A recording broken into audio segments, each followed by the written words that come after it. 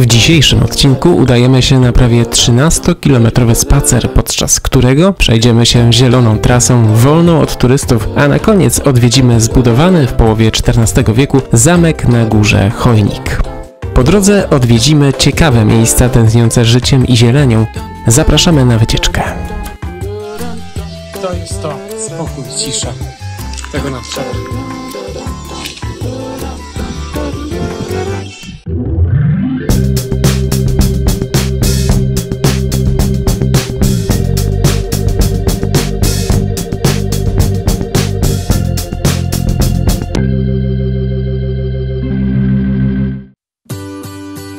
Wyprawę rozpoczynamy w miejscowości Piechowice, położonej u podnóża Karkonoszy, niedaleko Jeleniej Góry. Na miejsce dojechaliśmy pociągiem z Wrocławia. W Piechowicach byliśmy o godzinie 12, a najważniejsza atrakcja dnia, zamek Chojnik, była otwarta do godziny 17. Zostawiając sobie 5 godzin na przejście całej trasy, bez pośpiechu ruszyliśmy w drogę.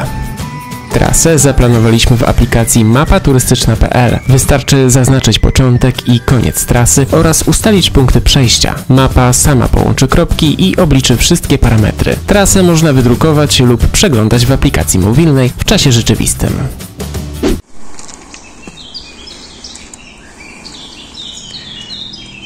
Od razu po przyjeździe ruszyliśmy na niebieski szlak, którym dotarliśmy do wsi Michałowice, które odwiedziliśmy podczas wyprawy na Śmielec. Tym razem przyszliśmy z innej strony i mogliśmy poświęcić więcej uwagi zabytkowej zabudowie. Są to budynki powstałe na przełomie XIX i XX wieku, w większości w stylu sudeckim. Miejscowość oczarowała nas swoim górskim klimatem. Posłuchaliśmy tutaj również żabiego koncertu. Za Michałowicami weszliśmy na leśny zielony szlak,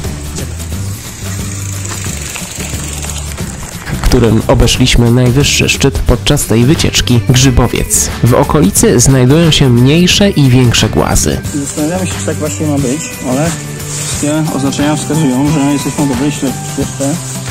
Szlak zielony prowadzi do Jagniątkowa.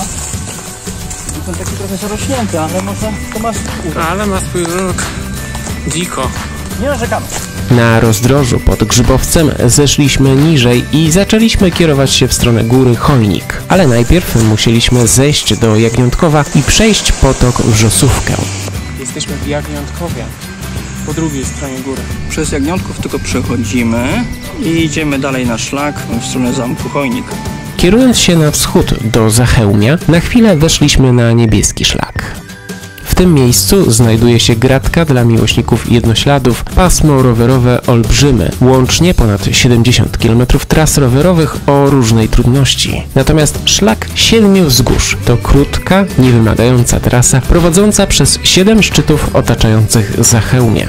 W dalszą drogę udaliśmy się zielonym szlakiem pod Żelazny Mostek, który tak naprawdę jest drewniany. Z tego miejsca aż do Przełęczy Żarskiej prowadzą aż 3 szlaki. Droga jest ubita, położona wśród drzew i prowadzi 400 metrów pod górę. Przełęcz Żarska to miejsce niezwykle widokowe, przypominające klimatem lokacje z filmowych baśni. Rozpoczynają się tutaj szlaki żółty i czarny, prowadzące do bram zamku. To jest ostatni etap naszej dzisiejszej wyprawy. I jest to równocześnie nasza ostatnia prosta, no może niekoniecznie prosta, krzywa. Nie uwierzycie. Schody.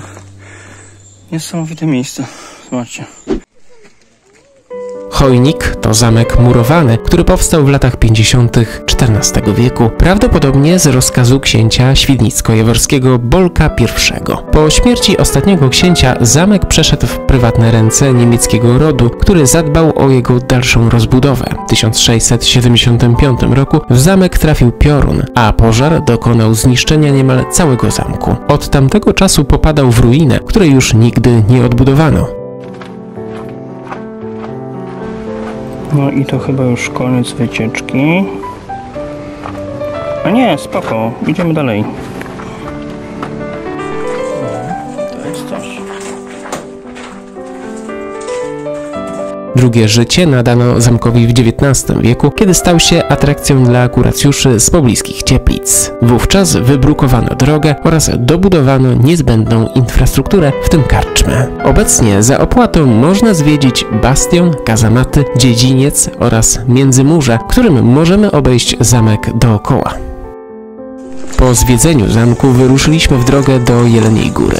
Czarnym szlakiem zeszliśmy do centrum Sobieszowa. Po drodze minęliśmy Skalnego Grzyba oraz Zbójeckie Skały. Na dworcu kolejowym byliśmy około godziny 18. Zostało trochę czasu na odpoczynek w oczekiwaniu na pociąg do Wrocławia.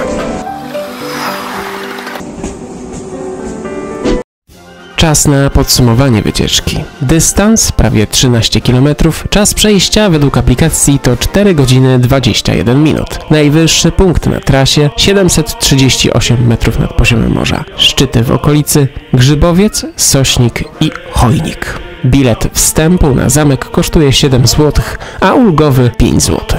Należy pamiętać, że zamek znajduje się na terenie Karkonoskiego Parku Narodowego i trzeba również zakupić wcześniej bilet wstępu do parku. Normalny kosztuje 8 zł, a ulgowy 4 zł.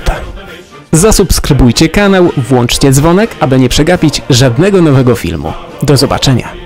Ten odcinek jest o tym, czego nie powinno się zakładać na nogi w górę. Trampek. No właśnie, Wojtek zrobił poważny błąd.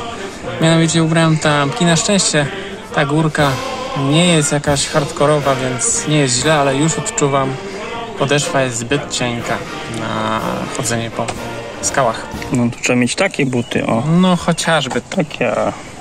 No ale mam nadzieję, że mi wybaczycie.